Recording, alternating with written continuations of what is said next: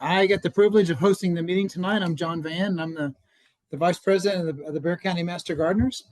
And I have that privilege of hosting this time with you tonight. Leanna is attending a concert of her daughter, where she is participating with a quartet playing Vivaldi.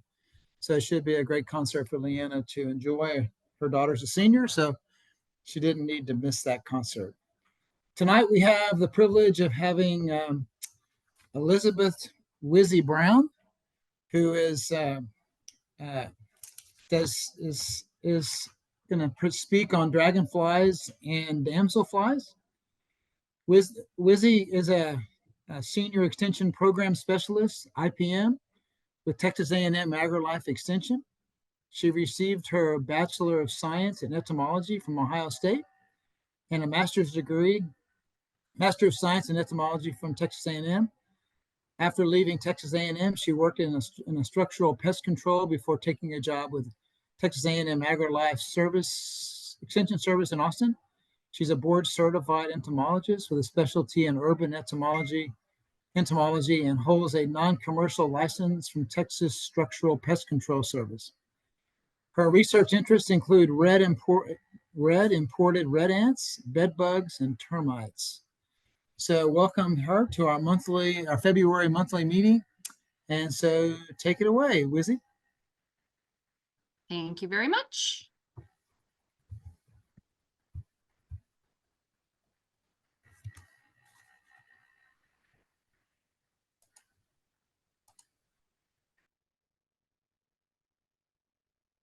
Okay. All right, so I am going to talk about dragonflies. We're going to talk about the differences between dragonflies and damselflies, but I'm focusing on specifically dragonfly identification. For those of you that may not know, dragonflies and damselflies are in different suborders. They're in the same order, but they're in different suborders, which kind of separates them out. So the order that dragonflies and damselflies are in is Odonata, and this is derived from Greek, as many words are, and it's from the odonto, which means toothed, and that's actually referring to the mandibles of both the adults and the immatures, because they have very strong jaws and they are predaceous in both the adult and the immature stages. So these are great insects to have around, as both the adult stages flying around your yard and capturing things, and aquatic immatures that could be feeding on things like mosquito larvae and whatnot. So when we look at them closely, they are going to have specific characteristics. One is going to be a pigmented patch near the tip of each wing. So if you look here in this picture, see how that, it almost looks like a stained glass window when you look at their wings. So they have that little pigmented or colored patch near the tip of the wing on the dragonflies there. And large eyes, anytime that we're talking about an insect that is a predator, it is most likely going to have large eyes, and that is so they can see and figure out what they're trying to eat.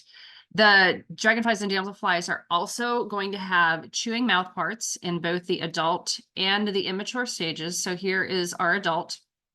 So you can see very large eyes, very short antennae, and then of course their chewing mouth parts there. And the larvae are not, well, they're not larvae, they're nymphs.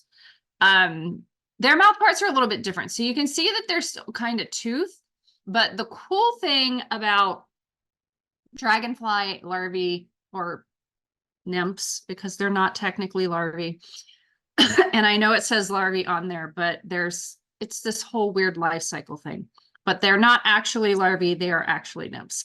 But their mouth parts are super cool. They're almost like a spork.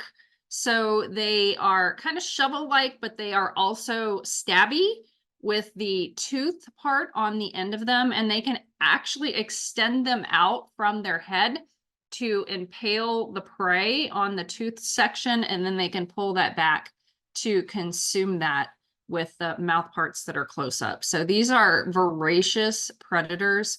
Very cool. A lot of the stuff that they're going to be feeding on in aquatic environments as immatures are going to be mostly insects that are in there, but they can also feed on small fish as well. So when we look at the dragonfly versus the damselfly, our dragonfly is going to be on the left-hand side. Our damselfly is going to be on the right. And the dragonfly suborder, so they're both in the order Odonata. The dragonfly suborder is Epiprocta, and the damselfly suborder is Zygoptera. So that's kind of where they split out. And these are essentially characteristics that help to define those two suborders. So when you look at a dragonfly, they tend to be more stout in body when they are in the, well, both the adult and the immature stage. And the adults, when they are resting, will hold their wings out to the side. So it gives it that kind of cross or T shape. And then if you look at where the wings join to the thorax, it is going to be broadly joined. When we look at our damselfly, they are going to be very delicate and thin, typically in their body shape, very elongated and skinny. And they will usually fold their wings back over their abdomen when they are at rest. And if you look closely at their wings are going to come out from a very thin stalk, and then they expand out from there. And that actually kind of helps them. You can see that their thorax from the side is, you can see where the first pair of wings comes off and the second pair of wings come off, because they're kind of almost like a stair step when you look at that from the side. So dragonflies have incomplete metamorphosis. The official term for their type of metamorphosis is hemimetabolous, but they are going to have 3 stages. They have an egg. Some people will call it a larvae. This is where this whole weird thing is. Technically, it is a nymph, but some people call it a larvae because it has this, I'm going to say, transitional stage. It's not a true pupal stage where they are necessarily transforming like you would think of with a butterfly. It's more of a having the last immature stage climb out of the water so the adults can then emerge out and not end up having their wings get wet and be problematic and keeping them in the water. So while it's not exactly like we would think for something that has incomplete metamorphosis or parometabolous metamorphosis, it's also not complete metamorphosis like a dragon or a butterfly or something. So it's this weird kind of in-between thing. But when you look at insect life cycles, when you're dealing with coursework and stuff like that, hemimetabolous is actually under the incomplete category section. So this whole adult emergence isn't a true pupal stage. All right, so moving into the families of our dragonflies, the first one is a pretty common one. These are going to be our darners. These are the Eschnidae. And if you look, a lot of what we're looking at in dragonflies, let me just state this, are going to be eyeballs and wings. So it could be really easy to identify them if you have them sitting, or if you take a picture of them like sitting flat on a surface where you can see everything. But when they are flying through the air, they are very quick, and it could be very difficult to see them unless you have a lot of experience doing so. So, you know, you can practice. So with the darners, these are going to have compound eyes that are broadly joined at the top of their head. So you can see that great big old eyes. And the eyes are pretty much going to make up the whole entire head capsule. It's like these big giant wraparound eyeballs. The front wings and the hind wings that you can see here in the picture at the top, they call them similar triangles. So you're looking at these little areas right here. And while the triangles are not exactly the same, they are of similar size and shape. These are some of our larger dragonflies that we have, and they're the common ones. These are the ones that are going to be blue and green or blue and green at the same time. And they fly a lot or hover. A lot of times you don't see them perching. I mean, it's very kind of rare to catch them perching, because when they do perch, then they're going to hang from a twig or something that's kind of vertical. The females are going to have different structures at the tip of their abdomen than the males, and that goes not just for the darners, but for a lot of the dragonflies. So females are going to have an ovipositor, which is an egg-laying structure, and that has blades so they can insert the eggs into plant tissue and stuff like that. And then the males are typically going to have a thicker abdomen on them that they can use to transfer like the spermatheca and the sperm packets. So of the Eschnidae, is the common green darner. And we can find this one statewide, very, very common.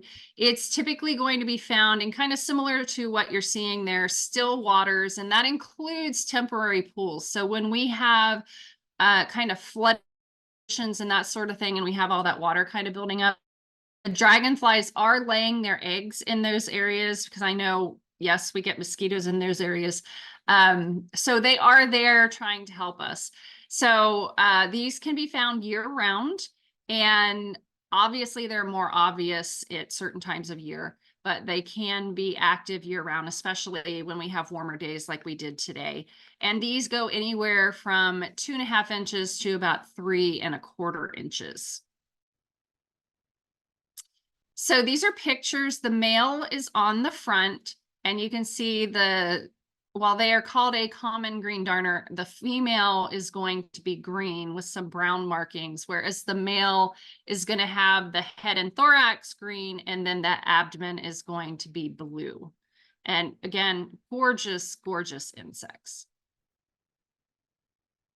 The swamp darner, I think that you can probably guess where this one is typically found.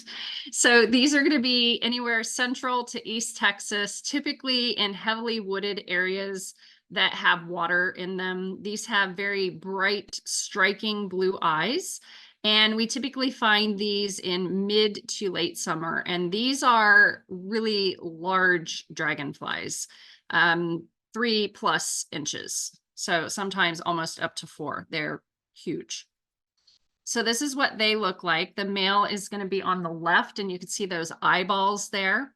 And you can see on the female picture there, you can see the tip of the abdomen, how it's talking about the slender abdomen, and then it has those little sword-like structures.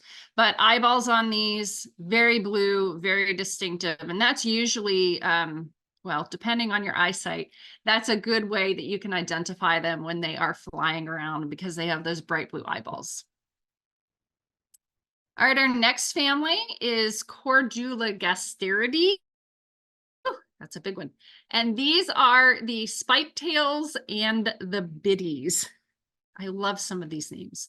So again, front and hind wings have similar triangles. These are kind of long, skinny dragonflies when we look at the abdomen compared to some of them. And these are usually going to be a darker color, like browns or blacks, and they're going to have yellow markings on their body. The spike tail, again, that is referring to the female and the ovipositors that they have. So if you look here, you can see the wings, you can see the eyeballs in this picture down here, and you can see that they're not broadly joined like the Eschnids were. So the arrowhead spiketail, these are typically found in East Texas in the piney woods. Usually you're going to find these in, hold on a moment, I'm sorry.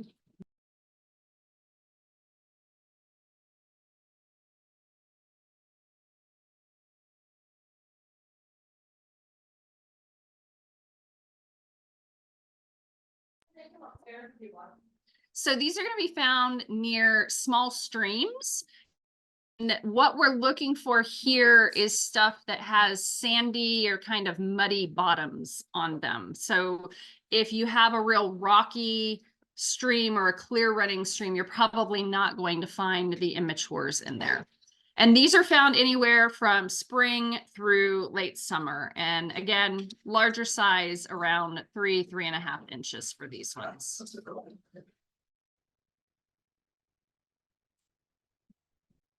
So these ones, like I said, dark brown to black with yellow markings. And this one, you can see why it's called the arrowhead, because it has those little arrow-like markings on their body. And I love the eyes on these ones. If you look at them, it's like the front part of the eyeball is green, and then they have that kind of almost like a separation, like they're wearing goggles or something. And then the back part is like this yellowish part. So very cool distinction on the eyeballs. All right, family Cordiality. These are the emeralds and the green-eyed skimmers, and I bet you can guess what color their eyes are going to be, if I had to put it out there. So their wings here, they have triangles. So our first ones that we've been talking about, their triangles are similar in size and shape. These triangles in the Cordiality are going to be dissimilar. And then they are also going to have a boot shape in the hind wing. Now you have to kind of, I guess, use your imagination a little bit on the boot shape. So it's kind of like, you know, Italy looks like a boot if you squint the right way. So this is what the boot looks like on the dragonflies. So here is our boot.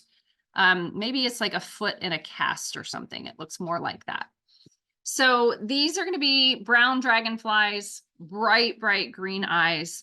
And the eyes do touch on the top of the head. And I just saw that I have a typo there.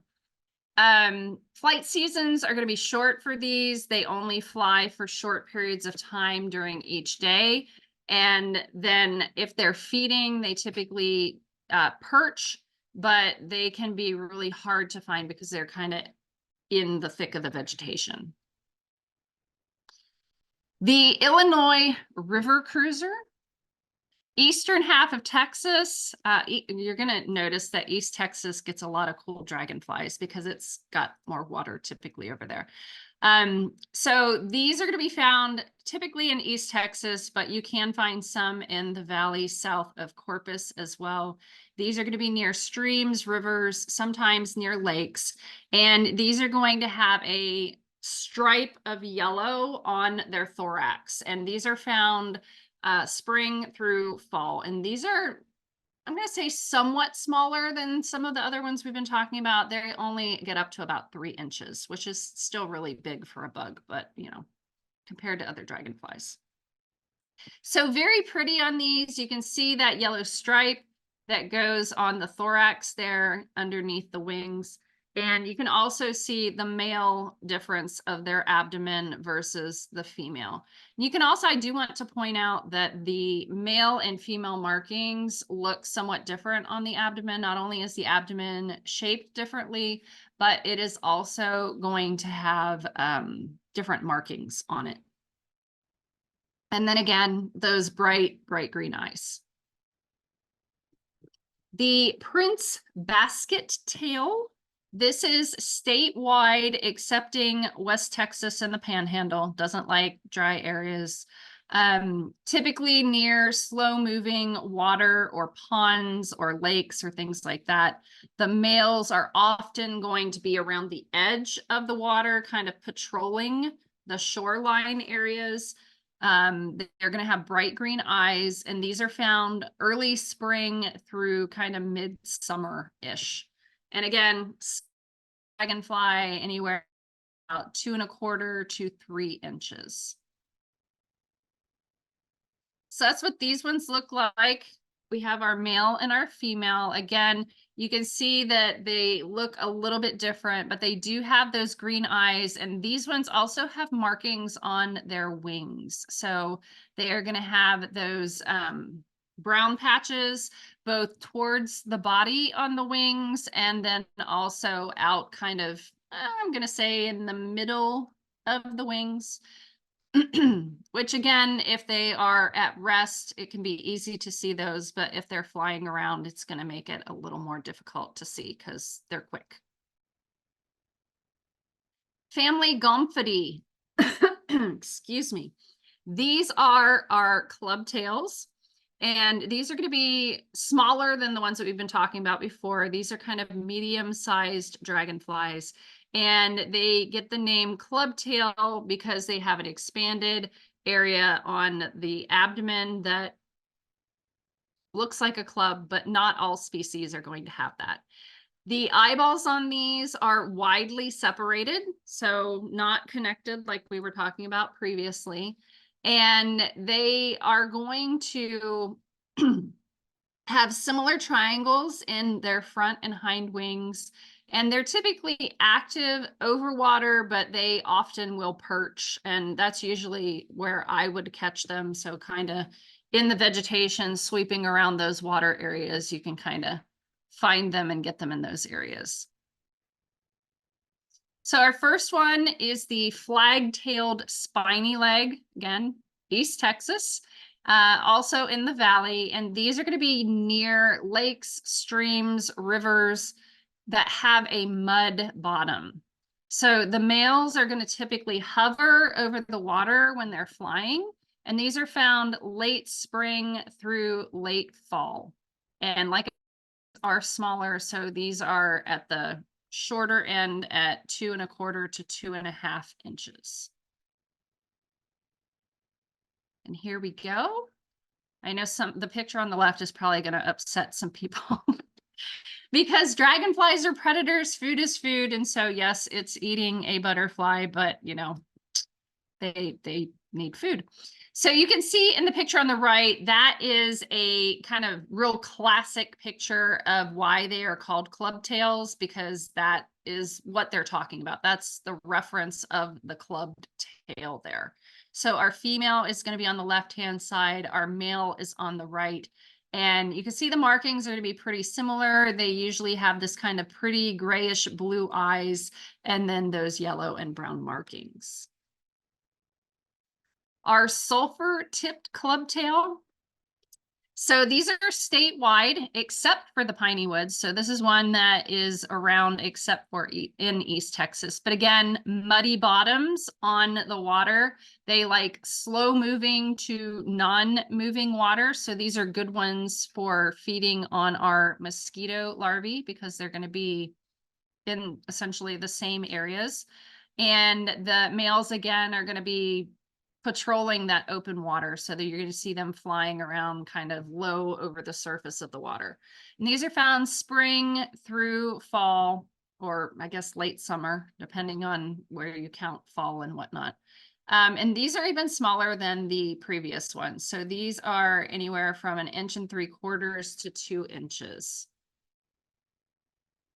And here we have those. So again, our male is going to be on the left here, female on the right. So you can see again, the male and female have similar coloration, but it's not going to be exact on the body, but you can see that expanded area on the male with the abdomen there. And the female is going to be a little bit different because she has those ovipositors instead of the expanded club. Eastern ringtail. These are going to be statewide, and these are unusual in that they are typically near water that has a decent flow to it. So they are going to be in, you know, swift running streams or rivers, and the males will again patrol the water just like the other ones in this group, but they often will perch on vegetation and rocks. So like you see in there, you know, you might find some males kind of hanging out on there. And these are found late spring into early fall. And these ones, again, even smaller than the ones we were talking about before. These ones are hovering around 2 inches or so. And a lot of these smaller dragonflies are overlooked. I mean, most people, when they think about dragonflies, they think about larger insects, like those ones that are like 2.5, 3, almost 4 inches. And so when you start getting into these smaller ones that are only about 2 inches, they're kind of like, and they just don't notice them as often. I actually really like these ones, the ringtails. I think they are so pretty with the coloration. And the thing with their coloration is, while they have those bright blue eyes and the green coloration on the thorax, they are very excellent at camouflaging themselves. If you think about that kind of that dragonfly on vegetation near water, it can be very difficult to spot them if they're perched. So again, if they're flying, it makes it a lot easier. But I think that these ones are absolutely beautiful with their markings and their eyeballs. All right, libellulity. These ones are our common skimmers. These are another one that has a boot. If you compare this one to the previous one with the boot, this one's boot is not as clumpy, I guess. So it has a more pointed toe area in the boot. And then if you look at the triangles on the wings, they are completely not the same. One goes towards the tip of the wing, the other one points down, completely different sizes, that sort of thing. But the common skimmers, this is our largest family of dragonflies. So if you see a dragonfly patrolling in your backyard, it's probably going to be one of these, because these are all over the place. So they do have a notch in the back part of their eyeballs, and then they also have that, like I said, the pointy shaped boot. But again, use your imagination on those. A lot of these skimmers are going to have patterned wings and coloration on the thorax and abdomen. They are going to typically be found in still water, but some will live near moving water as well. So that's why, and again, this is why if you have a backyard pond, these are probably what you're going to see. The eastern pond hawk is found statewide, typically going to be near calm, quiet water with lots of vegetation. The males are going to be a pale kind of powdery blue, and they have a greenish colored face, and then they're going to have white circe at the tip of the abdomen. These can be found year-round, and these are about 1.5 to 1.75 inches or so. So here are our male on the left and our female on the right. And this is where it can get kind of tricky on these. There can be sexual dimorphism when we're looking at dragonflies. They look similar sometimes, as we've seen in the previous slides, but you can see if you saw these, you might think that these are completely different dragonflies, but they're not. It's just a male and a female. So you can see the powdery blue of the male. I see these flying around in my backyard all the time. The white circe on the tip, very obvious to see, and then those green eyeballs up at the front. The females are going to be more green in their thorax, and then the abdomen goes into that kind of, it's kind of still green, but then you have those black or dark brownish striping on it as well. The blue dasher is just a super fun name. Also found statewide near calm water. And these ones, when they perch, they usually will perch with their wings kind of down.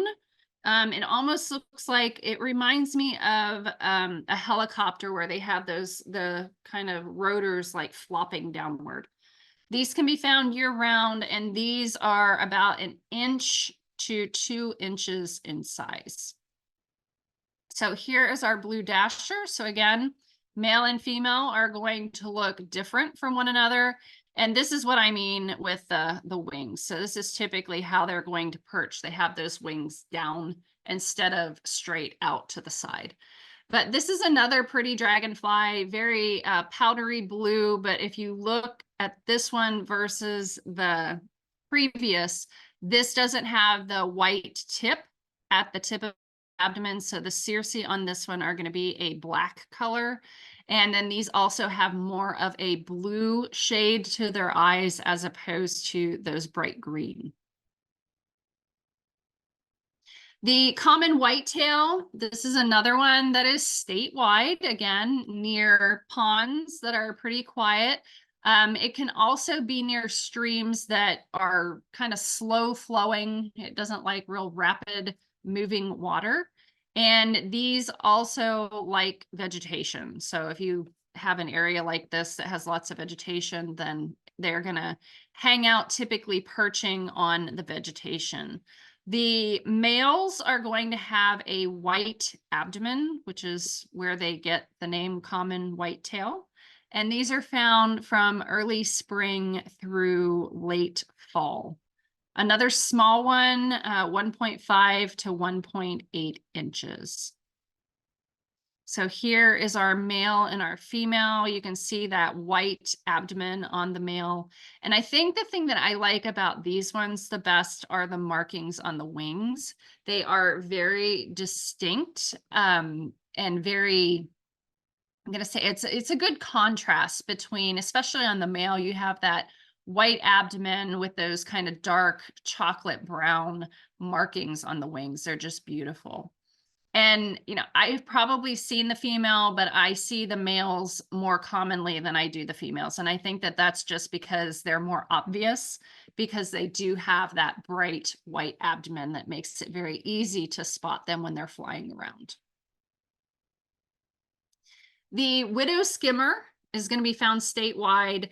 This is going to be near permanent water sources. It doesn't go near temporary pools. So ponds, lakes, again, if you have a slow moving stream, it will go in there. And these are going to have bands on the wings. So these are found spring through late fall, and these get about 2 inches. So these are the bands that you have on them. Male is on the left, female is on the right. So you can see that while they both have bands, the bands are going to be, I'm going to say, more fancy on the male. So they have those dark chocolate brown closest to the body on both the male and the female, but then the male has that extra zhuzh with the white stripes there. And then the female has that kind of blush of the dark chocolate at the tips of the wings as well. The variegated meadowhawk is another one that's found statewide, and these will often perch on the ground instead of vegetation. So these are going to be, again, near still water, kind of same areas, found year round, and these are about 1.25 inches to 1.75 inches in size.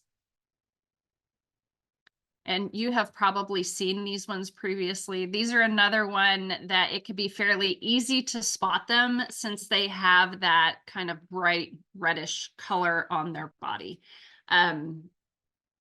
It's one of those that if it flies past you and you can spot the color like in the sunshine, it's like, oh yeah, there it goes.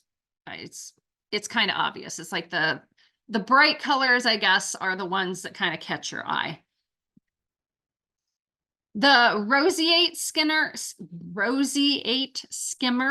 also statewide, but this one is interesting because while it will be near the slow moving water that we've been talking about for the previous ones, these can also be near ditches that have standing water or slow moving water in them.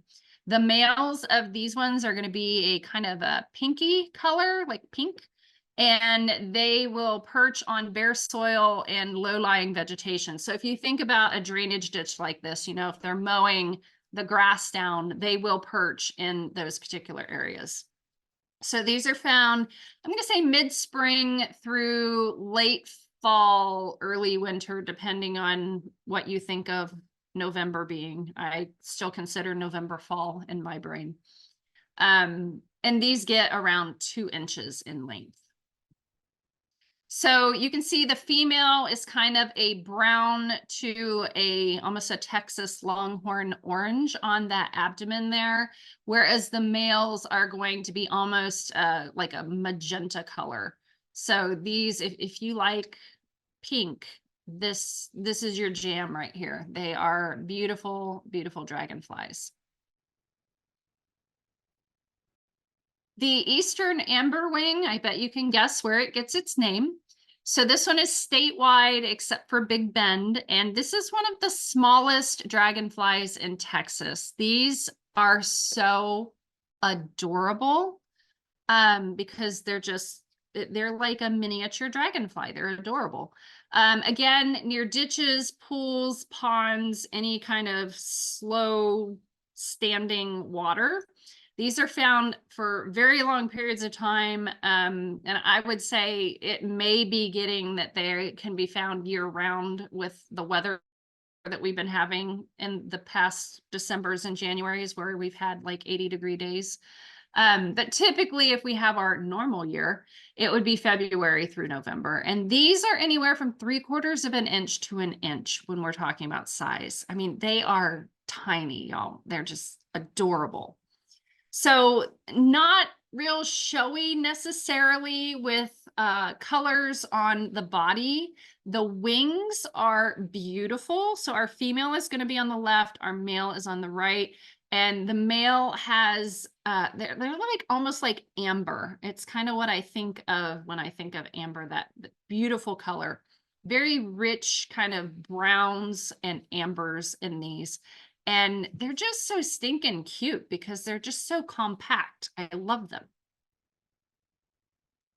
All right, our next family is family Macromyidae, and these are our cruisers, which is because they cruise up and down waterways. So, you know, we give them the name cruisers. We're not too creative, I guess, when we're naming things. But when they are not cruising, they are hanging vertically, like you see in that bottom picture there, from vegetation. So these are going to be typically larger dragonflies, usually bright contrasting colors, bright green eyes, and they're going to have black markings on the thorax and abdomen. Family Petaliuridae, these are the petal tails and graybacks. And these are the most primitive dragonflies. We have one species in Texas, which is what you see here. That is the gray petal tail. And it has, if you look at the eyes, the eyeballs are widely separated. So this, if you look at it, body-wise and head shape and everything, it almost looks like a damselfly with those, like, you know, really separated eyeballs. But if you look at things, they have those broadly joined wings that are held out to the side when they are at rest. So these are typically going to be a dark brown to black color. The males are going to have these anal appendages that look like feathers almost, or petals of a flower. It almost looks like I'm trying to think, like a, oh, well, I'm looking, I have my bird of paradises in now, and it almost looks like kind of that leaf shape there coming off of the tip of their abdomen. They are terrible flyers. And they often will be found in forests and sunny clearings, kind of that area where, you know, the sunshine's shining through and they'll be basking in the sun. So these, I wouldn't say that these are a really common one to find, but it's cool if you do see it. So resources, if you want more information, there is a book. So the book on the right is by John C. Abbott. It's called Dragonflies of Texas. And it has way more information in it than I have provided here. If you just want something to, I don't know, keep in your backyard if you have a pond, or throw in your car for when you go out or something, The one on the left is one of those fold out pamphlets that you can get in the line at the grocery store. And that one has a bunch of pictures of different dragonflies and has like little bits of information on it. So it's not going to be as extensive as the book field guide, but I have pretty much all of these little field guides that there are, and I love them. And Forrest Mitchell, who did that, or one of the people that did that, he also did the Digital Dragonflies website that is available. That website is interesting in that the way that he did that, that website was done years and years, over 20 years ago. And he actually used a flatbed scanner and scanned the dragonflies on the scanner, like top and bottom. And that's how he got the pictures for the website. And this was like before we had all of this like technology that we have now. So it's a cool website to check out, but understand the limitations that he was under when he was doing it. So it's not going to be perfect. It's not going to be like things are today where, you know, we have, you know, rocking cameras on our phone in our pocket every day. It was a different time. So this is my information. If you have questions, y'all have a great resource already. I'm sure you know, in Bexar County with Molly Keck. And if you don't know, she, myself, and our colleague in Dallas do a podcast called Bugs by the Yard, where we talk about insects and other arthropods. So if you want more information about insects, you can stream that from your favorite streaming platform. And yeah. So, and you know, if you can't get a hold of Molly and you have a question, please feel free to reach out to me. But, you know, Molly is definitely a great resource. All right, so I am going to open up chat and see what questions we have. Okay, does the nymph grow into the adult? Yes. So when we're talking about the dragonfly life cycle, the adult is going to mate, lay eggs, well, the female lays eggs, and then those eggs hatch out into the nymph, and those are aquatic, and they'll go through several different molts or stages, and then they will kind of crawl up on something, and that stage is kind of, it's called the sub-imago stage. And if you want more information about life cycles, we did a whole entire episode of them where we go into like major details. But that stage is kind of like the in-between stage, and then the adult will emerge out of that sub-imago stage, and then it'll, you know, once its wings are dry, it'll fly away and start doing its thing. I do not know how you need to sign in. Someone else will need to answer that question. From a landscaping point of view, are there any major benefits to having dragonflies or damselflies? Any major drawbacks?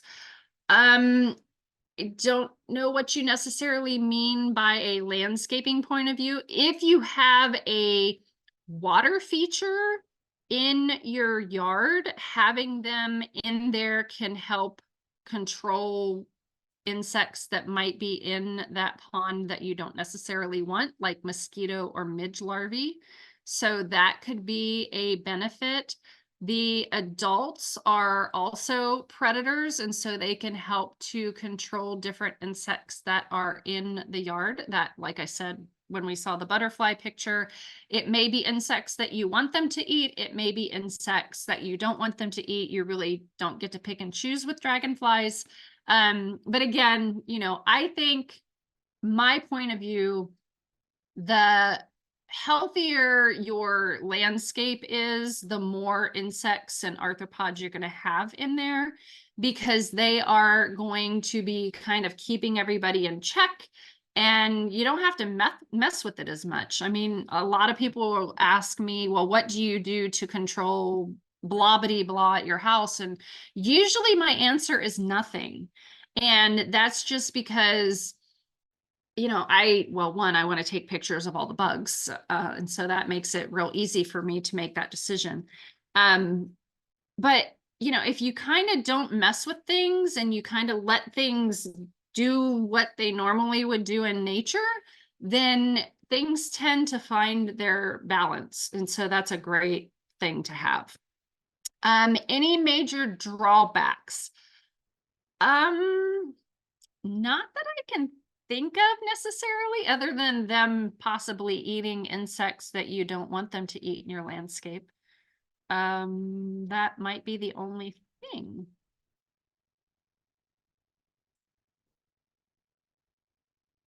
Any other questions?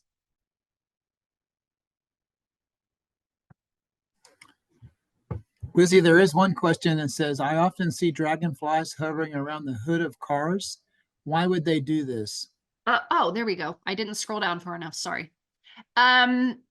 So I don't know for sure, but my best guess would be that a lot of times, if you think about the hood of a car, it's got light reflecting off of it and it is a shiny surface, and that could mimic water. And so that might fool them into thinking that it's water. And so they're patrolling that quote unquote water area when it's not actually water.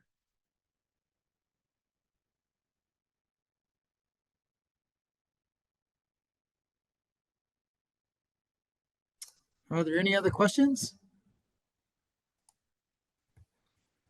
Lizzie, thank you so much. You're very welcome.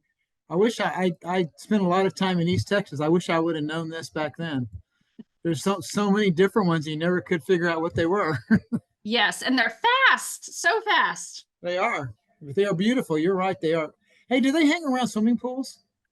They can, yeah. Again, it's that reflection on water that they're going to kind of be attracted to, but they're not going to lay their eggs necessarily in a swimming pool. Or if they do, if your chemicals are balanced, it's not going to allow them to survive.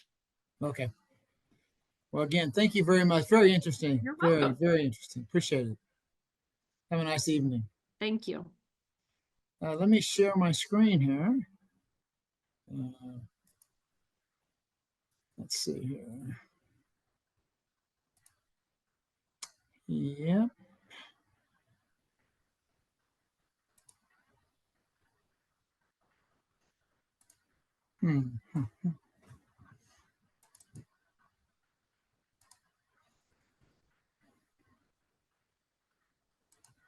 Okay, Billy, are we okay?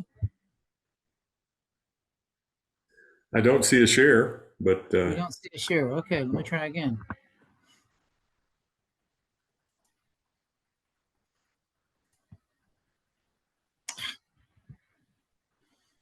Let's see, what did I do wrong here? There we go, share. All right.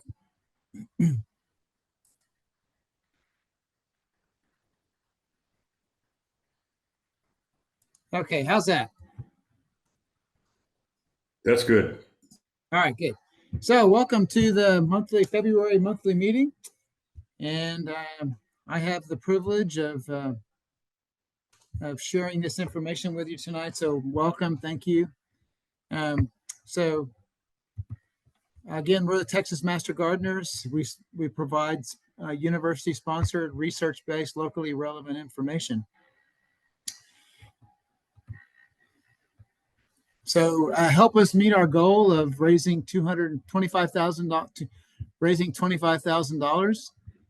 If you want to do that, please scan the QR code there, and we'd appreciate your donations. Mark these places, mark these things on your calendars. These are the upcoming events. First one is the Awesome Cultivate, and this is our twice annual sessions scheduled for March 1st and March 2nd. Scan the QR code and you can see the list of sessions. They're free, and this is a great seminars and great information, and also approved for Water Saver rewards. So I encourage you to enjoy these presentations. These are our own Master Gardeners and I think David's doing some presentations as well. So please join this and enjoy it. The next one's Spring Bloom. This is a big event. It says Garden Like a Texan. It's put on by Saws. And it's on March the 9th from 9 a.m. to 9 a.m. to 1. And it's a great event to attend. Plenty of speaker sessions. And the first 1,000 guests get a water saver plant. And so this is a great event. I encourage you to attend it. Our next event is Bring on Spring. This is our own event. This is our first time to do this. It's Saturday, March 16th at 10 to 3, Abiding Presence Lutheran Church. It's pretty cool. You'll be able to get vegetables and with Texas Superstars. Nancy Mills will be giving a presentation, Grace Emery and Bill Swatner. There'll be a big plant sale, Ask a Master Gardener booths and youth activities, some giveaways. This is going to be a great event. I encourage you to put it on your calendar. Please attend. And it's going to be a great time to enjoy some early tomato plants. I'm going to stop sharing for a second, and David Rodriguez is going to take over here. And so, David, go ahead. Thank you, John. That was a great presentation from Wheezy. That's not my phone. It's amazing all the different names that these insects have. It's amazing, just like all the names of plants and stuff. But you know, she's right. Her and Molly do an excellent job. The extension entomology part of it as well. So, folks, this is one of many. Let me say that one more time, John. Many great CU opportunities that are available. So, you know, let's take advantage. Let's increase our knowledge and share that with other folks. And most important, just like our volunteer hours, you know, and recording those in a timely fashion. But also the slides that John shared with us that Leanna did an excellent job putting together. There's also a lot of great events coming up. So volunteer opportunities are there as well. And let's share as best as we can with whatever social media platforms, flyers with your friends, family, and community out there as well. So just thank y'all for everything y'all do. You know, the new word is more in 2024, and lots of great things happening. And thank you for the leadership board that we have, as well as everything you guys do. So thank you so much, John, and everybody. Thank you, David. Thank you very much.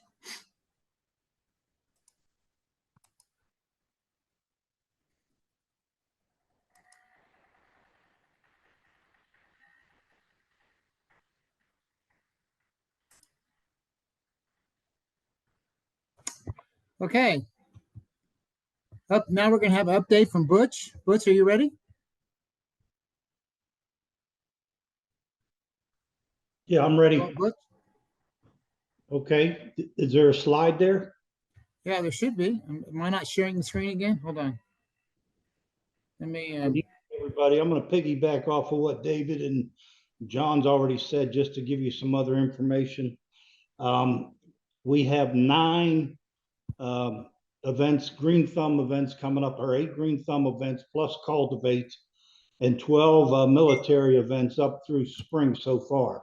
So there's plenty of opportunities to volunteer and get involved. And of those 8 green thumbs events, 4 of them are going to be plant sales. So lots of opportunities coming up. How's that, Butch? That's there? That's good. Yeah. I have net expenses at the bottom. I need to work on my chartsmanship. It should be net.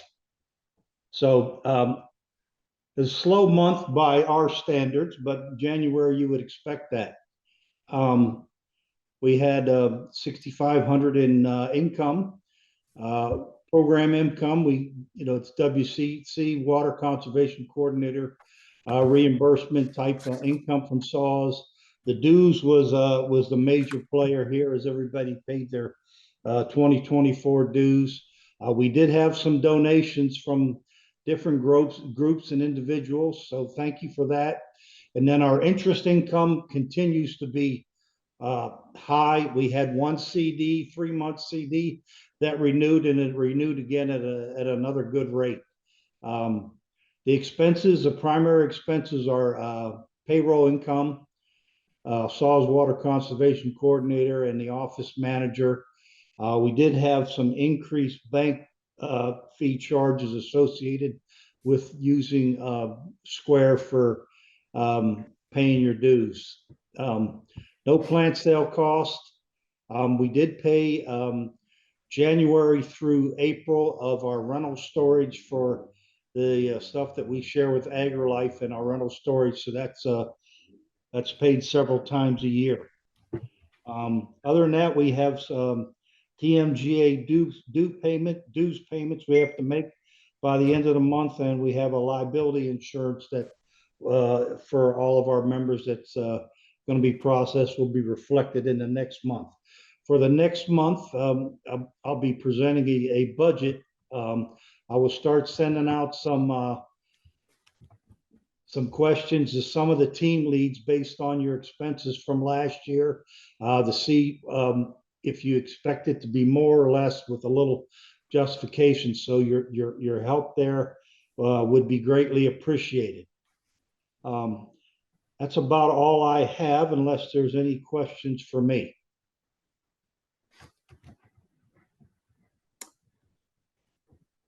Thanks, Butch. Appreciate it. Thank you.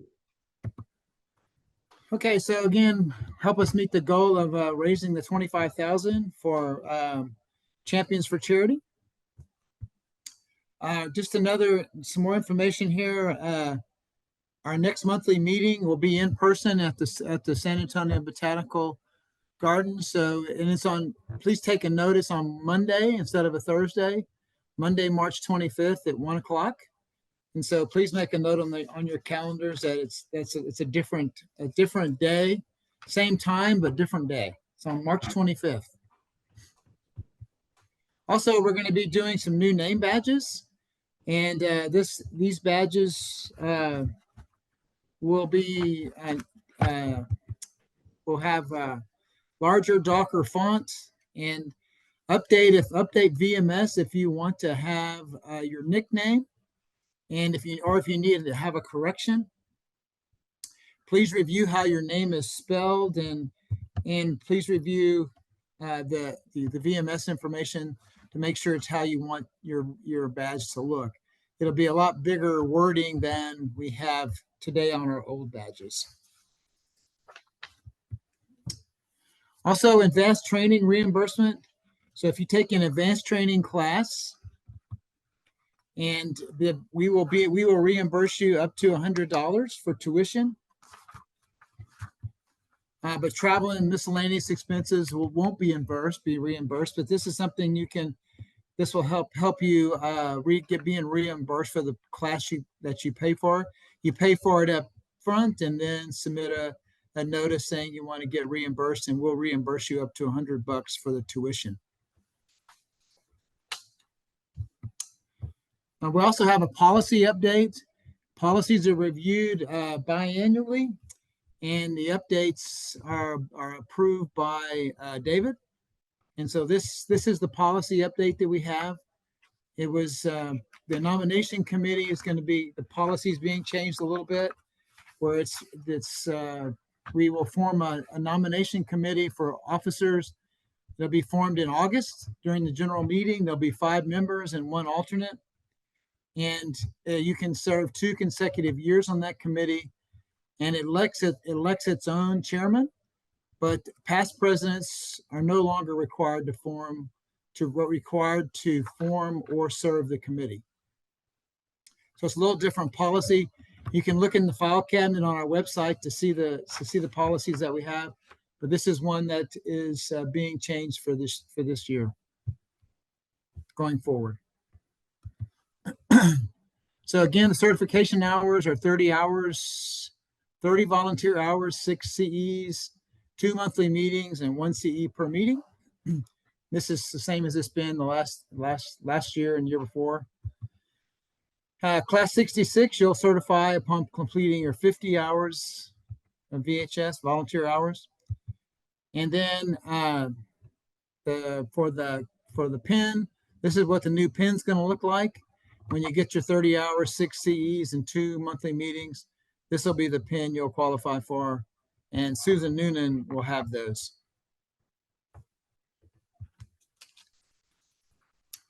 TMGA is making a few changes to it. They're going to require a minimum of 20, which we're already above that. We do 30, but the minimum CEs today is 6 for us. They're going to require 10, and this will go into effect in January 1st, 2025. So this is a change that the Texas Master Gardeners are making, and we will continue to look into that, but that'll be the requirements for next year, 2025. So we need a little help in some committees and teams. The team leads and committee chairs, if you volunteer for an event, please, and you can't make it, please contact the team lead as soon as you can. Also check your VMS for upcoming events, but if it's an event that has a team, be sure you contact the team leader. VMS will have all the events in there, but you can contact the team leader to get signed up. And the culinary docents will be in VMS, as will those events that don't have committees, teams, or chairs for those. So you can use VMS for that for upcoming events. Movers and Shakers team needs some help. Please contact Jorge, and he could use some help with helping move things around. The hotline team, if you contact Art, he needs some help as well, and he'd love to visit with you about joining the hotline team. The communication team is always looking for help. If you're a publicity person and you want to get involved with promoting events, Anne Marie could use your help. And we also need help on the leaflet. So please, if you're interested in doing these kind of communication things, we could use your help quite a bit. Anne Marie Peace would appreciate you contacting her.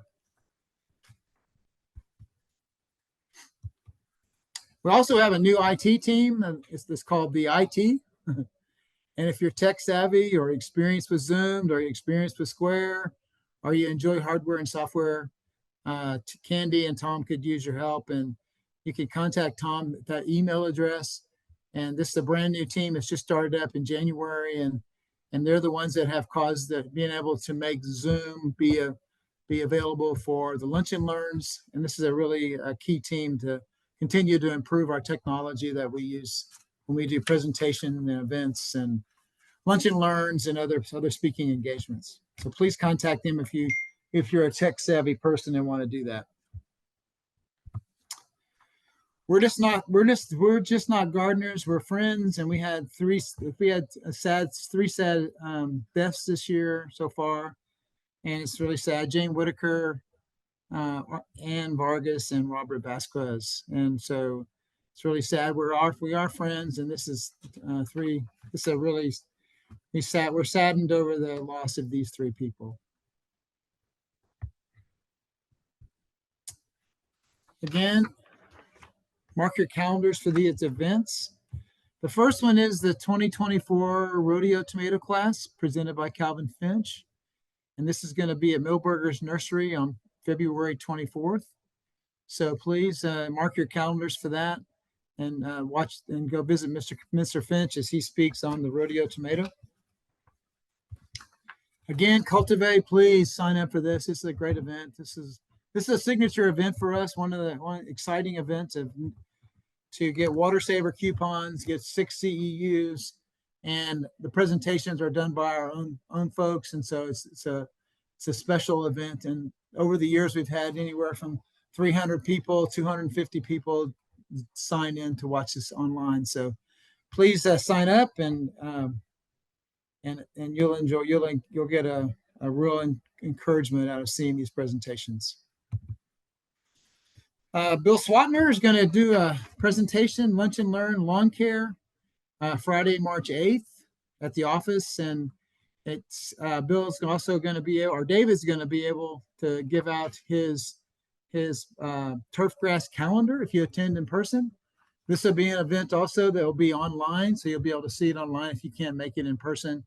But Bill's a advanced trained lawn care guy, and it'll be a great presentation to see this lawn care presentation. Again, Spring Bloom, a big event, a lot of plants, trees, opportunity to be part of this event, and this is a great event. Several over a couple thousand people attend, and so please mark your calendars for this event, and it'll be a great event to join. And then will be one at the Spring Landscapes. Will be presented by the Bexar County Master Gardeners at the Botanical Garden on March 13th. I'm going to be doing this one, so it'll be a fun time to do that. And so please sign up for that if you're interested in Spring Landscapes. And it's at the Botanical Garden. Again, bring on spring. This is our signature event, our new event. I shouldn't say our signature event. Cultivate gets that, but this will be a great event, and hopefully it'll continue every year going forward at the Abiding Presence Lutheran Church.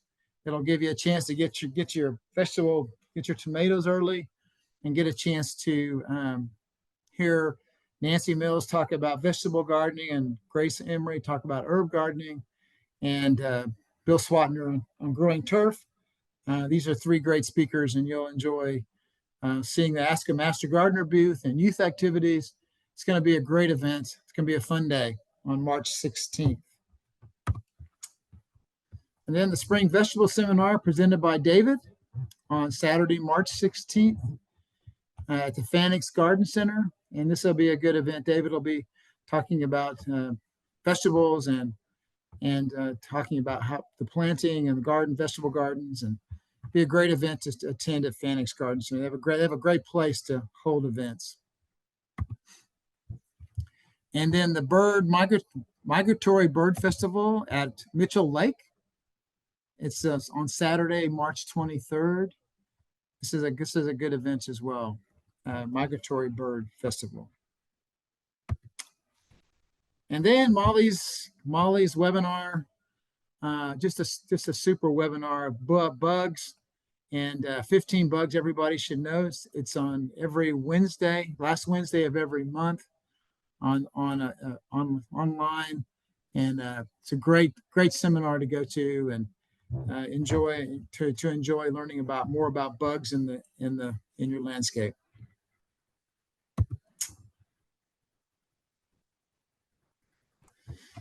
So the Texas Master Gardener Conference is available to sign in now to register. It's April 22nd to the 24th. It'll be online. Please scan this QR code and you can register. It's April 22nd through 24th, and the title of the conference, Blooming Together. So hopefully you can have some time to join that conference. I know the ones I've been to the last few years have been excellent. And so it's to be online, and so sign up for that and enjoy some training and some CEUs. Lynn is our office manager. She's doing a great job, and she's available Monday, Wednesday, and Fridays.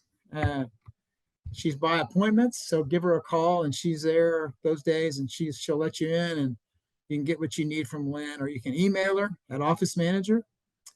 office.bearmg.org, and Lynn does a great job for us, and so please, if you need something from her, please don't hesitate to email her, and she'll get right back with you. Here's your board of directors. Kathy Brenneman joined us this year. We're glad to have Kathy as part of the board, so if you have questions, please don't hesitate to contact us, and we would love to hear from you. So Wizzy Brown, this is the CEU, the code, the CEU. Damsels and Dragonflies, Wizzy Brown, February 15th, 2024. register that on VMS.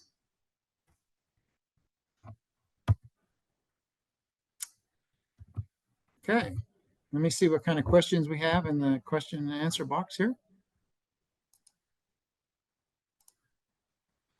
Okay.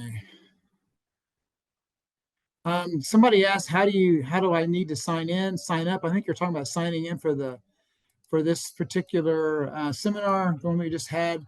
Just go to VMS and use the codes I just gave you, 002, dragonflies and damselflies, Wizzy Brown, and this date. And you'll just put that in VMS and you'll be signed up for get the hour of CEU credit. Let me see.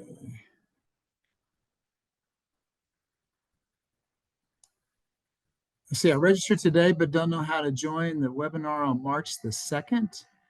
Just go, they'll send you a link on for the Cultivate webinars on the 2nd, and you'll get those links a few days before the 2nd, and you'll be able to sign right in. Yeah, so you should get an email. It says Cultivate is what I registered for today, but got no email to confirm the link. You should get an email saying you registered, and then the links will be coming pretty soon. Is that right, Billy? You know? Yeah, we send the links out the day before. Yeah, Day before the sessions, the emails will go out with the links, and then after the day, you'll get a QR as well as a link to the surveys and the water saver. Right. Thank you, Billy. Yeah, Nancy Mules has a comment that says you have to complete to get the reimbursement. I forgot to say you need to make sure you complete the 20 hours of advanced work, and you pay for the seminar yourself. You take the class, pass the class, and then work the 20 hours, and then we will reimburse you. Thank you, Nancy. When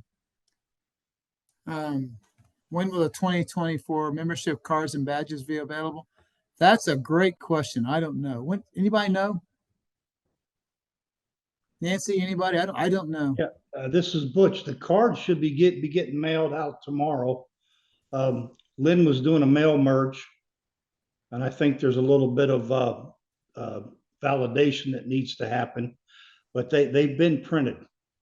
Okay. So they should be getting mailed out shortly. And then the badges, my understanding is everybody was supposed to go into VMS. Anybody that wanted a nickname or something else displayed on their name badge, they have until 1 March to do that, and then they'll be ordered. Right. Yeah, March 1st will be the last day to do your updates, and put, if you want a nickname or you want something else on the badge, you know, just go into VMS and put that there, and we will make sure you get it that way. How many Master Gardeners certified for 2024? That's a great question. I think it's around 190, right, Butch? You know, Butch? Yes. I think it's 192. I think it's what, 192. Yeah, that was the last number I saw. 1 or 2,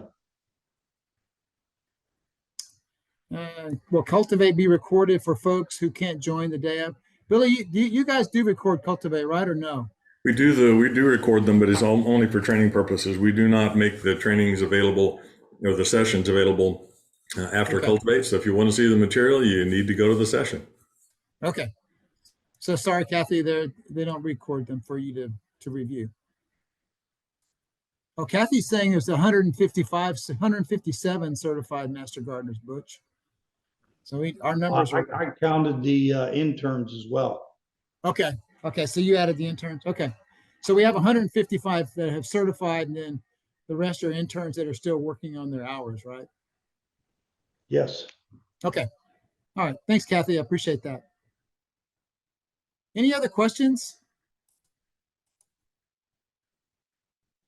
Well, we definitely appreciate all your help and support, and appreciate all the hard work you do. It's February. The events are starting to take off. We have a lot of new events popping up and a lot of opportunities to get CEUs and to get volunteer hours. So have a great month of March and on forward. And thank you for your attendance, and thank you for the time you put in for the Bexar County Master Gardeners. We appreciate you very much. This would not be a successful organization without the quality work that each of you do. So thank you so much. and have a great evening. If there's no more questions, let me make sure there's no more questions, and I'll let you go. And I thought Wizzy's presentation was outstanding, and it's just been a great evening. So thank you very much, and I appreciate everything you do. Have a good evening.